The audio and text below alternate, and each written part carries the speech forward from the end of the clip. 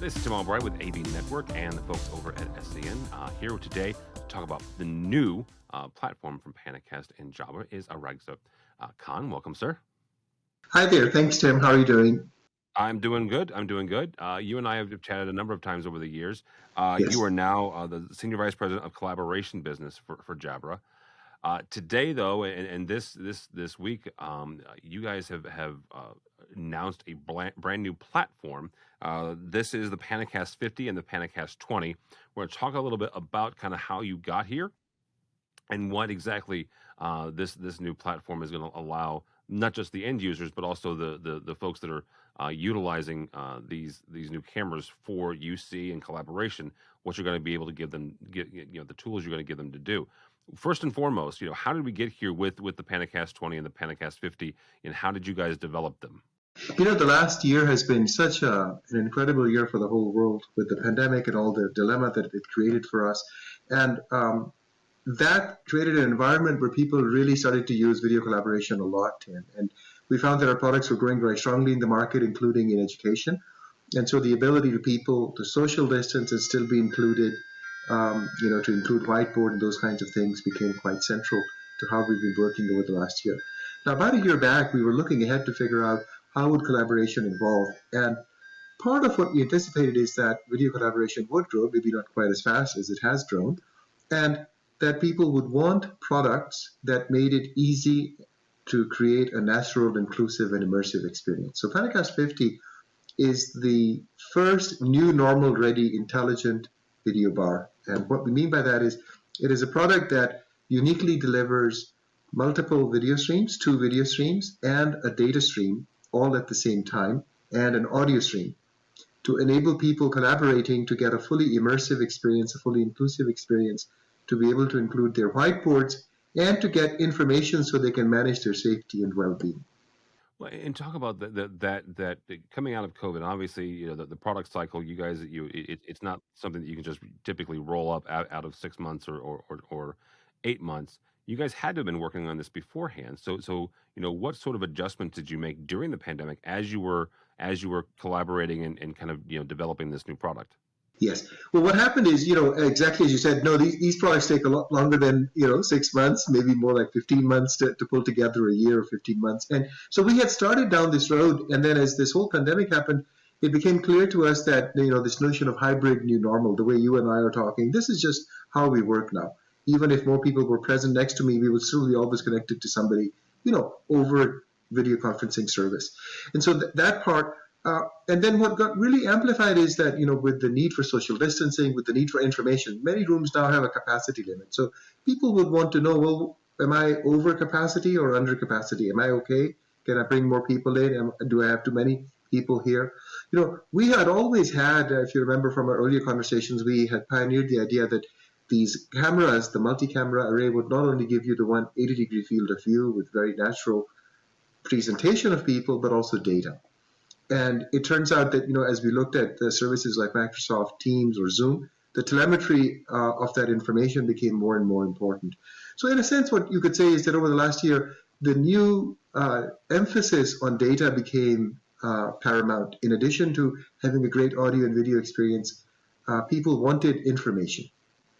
And, we were kind of down that road anyway, so it just accelerated the delivery of that capability. Right. Let's talk about that data. Let's talk about, giving folks and giving users that instant feedback on whether or not, they're at capacity or they're over capacity. From a practical or a user standpoint, how do you do that? I mean, I'm not asking you for like the inside, super secret sauce or, chipset, but how do you convey that information and capture that and then give that to the users? So, the new generation architecture that we developed, which underlies both the products were launched, PanaCast 50 and PanaCast 20, consists of 9 processors. There are some special purpose processors, some general purpose processors, and particularly 2 of them are leading edge artificial intelligence processors, one focused on video and one focused on audio. So the architecture was natively designed to not just produce one video stream or one audio stream, but to produce dual video streams, an audio stream, and a data stream. So to answer your question, the way we do that is let's say that the product is deployed in a room and there are some number of people present in front of it. No matter where they sit in that full span of that room, we will detect anonymously the presence of a human face. We have our own AI developed that can detect people even when you're wearing a face mask. Even if it's looking at you sideways or however, it'll say that's a person. It won't know who it is, but it'll say there's a person. Now, more people come in. Now, IT can program this device to say, this room has a capacity for 5 people. Maybe in the old days it had a capacity for, 12 people, but today it has a capacity for 5 people. So even when the video is zoomed in, let's say I'm by myself, the video is zoomed in on me, as more people come in, the data stream is always looking at that 180 field of view. And so as a data sensor, it'll see that another person came into the room. And it'll just keep a count. And that count will be compared to the capacity number. And when that count exceeds the capacity number, then the device will produce visible and oral cues. So it'll have an LED light that'll signal, an overcrowding situation. And we are looking at also just, it's speaking out through the speakers. Your overcapacity, please take appropriate actions. So give people information in real time to help them decide, to do the right thing. Absolutely amazing. I want you to talk about the kind of the power, and not to overplay this too much, but you mentioned the fact that there are 9 processors, in the 50 and the 20. Talk about the power that that gives integrators and end users when it comes to connecting these devices. Again, this is the new Jabra, PanaCast 20 and the PanaCast 50. The power that gives them to really kind of really going to amplify their experience, whether that is in Teams or that's in Zoom or that's in any other soft codec situation. That's right. A lot of people use this with Google also. So, and let me just clarify that the 9 are in the PanaCast 50 product, the room product. In the 20, we have basically 3, and they're different. So yeah, 9 and 3. So let me explain. Great question. First, we have the signature technology that allows us to synchronize and stitch 3 video streams in real time to give you that fully immersive 180. And the really powerful thing about that 180 is because of the way we create it, people look the same size no matter where they are, if they're in the middle or the sides or at the extreme. So their eyes feel very comfortable, like, I get this, I know what's going on, right? Now, what we've done with the PanaCast 50 is created a signature new experience, which we are calling Virtual Director. And let me explain that to you. Let's say you're in a conversation, somebody's sitting here, somebody's sitting here, and they're talking. So through our 8 beamforming microphones in that device, we can identify who is speaking. And now what we do is we also know through our AI technology where the people are, where the people's faces are. So we can overlay that audio signature with the video face detection, people count signature to say, okay, that really is a person who is speaking. It's not a noisy HVAC duct. Sometimes we hear these things get confused. That won't happen. It'll know there's a person speaking. And so then we use our intelligent zoom technology, and we've now introduced a new technology called deep zoom, where you can basically zoom in very deeply using the full 13 megapixel of each camera to frame the shot on that person. Now imagine, one person, like somebody next to him, maybe 6 feet away, they start talking, then we will pull out a little bit, include both people. Or if somebody's really at the other end of the room, then we will pull out, show the both people, and then zoom in on the next person. So we actually, are trying to integrate the kind of heuristics that, let's say, a good movie maker would use to create a pleasing, curated audio-video stream. So that's the power of these processors. Having that amount of teraflops of capacity right inside that device allows us to create a compelling experience so that, you and I are focused on our conversation. We're not getting distracted or having to play with remote controls or something to manage the experience or waiting for the camera to zoom over and catch up. It's just doing the right thing, and we're continuing on with our business discussion. The second video stream allows you anywhere in that space, if there's a whiteboard, it will pull in that whiteboard, it'll rectify it, and present it as if you were standing directly in front of it. So now, if you're not in that physical room, you won't feel like you're getting left out because people walked over to the whiteboard and they're having a whiteboard conversation, and now you don't know what's going on, right? And then the third thing we mentioned is that data and information. And that goes 2 places. One is to people in the room, and the other is over IT to administer this. So they can say, okay, what is the seasonality and pattern of use for my real estate? And of course, the first thing, Jabra's signature capability is outstanding audio. So when you hear the device, you'll enjoy the quality, the timbre of human voice, the tonality, just that full presence of the person through their voice will be heard. Yeah, absolutely. One of the things I want to point out about this new franchise is you mentioned this a couple of times in taking from the last year and a half as we all kind of get together through virtual. Talk for a second about the platform that you kind of evolved here and that you've developed to take Jabra into a new kind of franchise, as you guys are calling it, and what that does in the UC space. So what we realized, is it seems like as we look at the world today and looking ahead, there's two kinds of needs that are really quite clear and that needed to be addressed. The first is people coming back to the office, returning to the office, wanted their office collaboration spaces to just have better technology. Better technology meaning that you could bring in remote participants. So in essence, we believe that for the most part, meetings will not be only among people who are physically in the room. They will often have, maybe almost always have, other people who are not physically in that room who are integral to that conversation. So how do we give these remote folks an equal seat at the table to the folks present in the room? Secondly, when they're present in the room, they don't want to sit really close to each other, right? So the limitation of traditional cameras having a narrow field of view, or if you have an ultra-wide field of view, the amount of distortion they create, people didn't really want to deal with that. So that's one class of, and that's really where PanaCast 50 is aimed. It's aimed at that class of requirements around the hybrid new normal and how people work in groups in this hybrid new normal.